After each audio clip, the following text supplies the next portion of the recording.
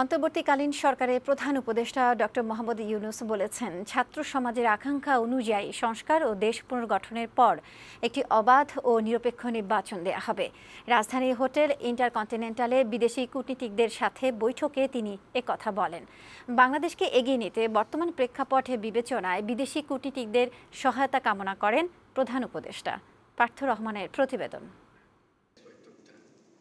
অন্তর্বর্তীকালীন সরকারের প্রধান হিসেবে দায়িত্ব নেয়ার পর বাংলাদেশে নিযুক্ত বিভিন্ন দেশের কূটনীতিক ও জাতিসংঘ মিশনের কর্মকর্তাদের সাথে রোববার প্রথম বৈঠক করেন ডক্টর মোহাম্মদ ইউনূস। রাজধানীর হোটেল ইন্টারকন্টিনেন্টালে আয়োজিত এই অনুষ্ঠানে যোগ দেন প্রায় ৫০ জন বিদেশি অতিথি।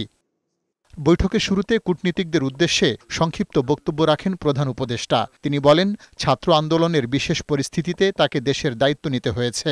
এই আন্দোলন দমাতে শেখ হাসিনা সরকার অনেক শিক্ষার্থীকে হত্যা করেছে, আহত হয়েছে অসংখ্য জন। স্বাধীনতার পর এমন ঘটনা বিরল। শেখ হাসিনা সরকার ছাত্র আন্দোলন দমাতে শক্তি প্রয়োগ করে শিক্ষার্থীদের হত্যা করেছে। অসংখ্য শিক্ষার্থী পঙ্গু হয়েছে।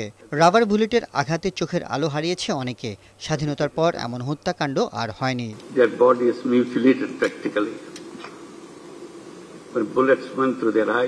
প্রধান উপদেষ্টা বলেন, বিগত সরকার সব ক্ষেত্রেই অনিয়ম আর দুর্নীতি করেছে। শিক্ষার্থীদের চাওয়া অনুযায়ী সব জায়গায় সংস্কার ও স্বচ্ছতা নিশ্চিত করে জাতিকে একটি অবাধ ও সুষ্ঠু নির্বাচন উপহার দিবেন তিনি।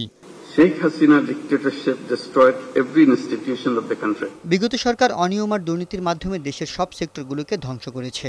নির্বাচন কমিশন, বিচার বিভাগ, জনপ্রশাসন, আইনশৃঙ্খলা বাহিনী, ব্যাংক সহ অন্য সব প্রতিষ্ঠানকে নিজেদের স্বার্থে ব্যবহার করেছে।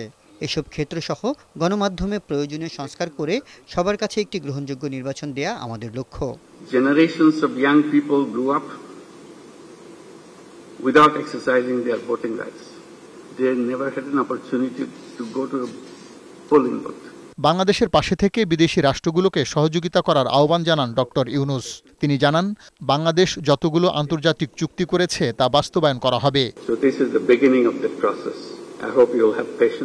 বাংলাদেশের সাথে বিশ্বের বিভিন্ন দেশের বন্ধুত্বপূর্ণ সম্পর্ক রয়েছে, এটা আমি বিশ্বাস করি। এই সংকট মোকাবেলায় আপনারা আমাদের সহায়তা করেছেন। আশা করি আপনারা আমাদের সব ধরনের সহায়তা করবেন। বর্তমান সংকট মোকাবেলা করা আমাদের জন্য বড় চ্যালেঞ্জ।